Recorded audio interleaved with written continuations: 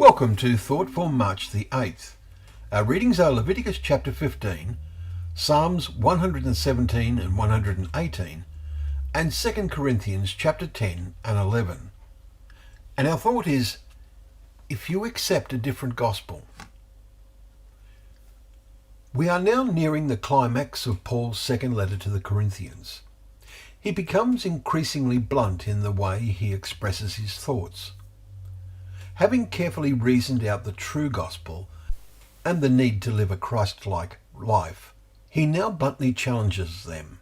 He says, I am afraid that as the serpent deceived Eve by his cunning, your thoughts will be led astray from a pure and sincere devotion to Christ. Chapter 11, verse 3. Our awareness of that which is pure and sincere is only obtained by our sincere devotion to God's Word, leading us to make every effort in keeping our thinking pure, as a foundation to maintaining true belief and behaviour.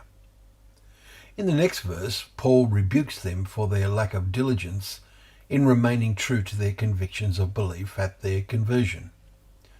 For if someone, Paul writes, comes and proclaims another Jesus than the one we proclaimed, or if you receive a different spirit from the one you received, or if you accept a different gospel from the one that you accepted, you put up with it readily enough.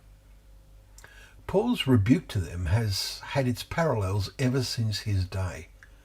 There are those who disguise themselves as servants of righteousness, but, says Paul, their end will correspond to their deeds. Verse 15.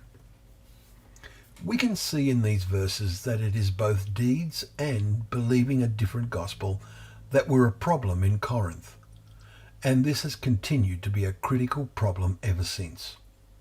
Our constant and diligent reading of God's Word is the best way for us to ensure we are not led astray and that we maintain, as with Paul, the meekness and gentleness of Christ.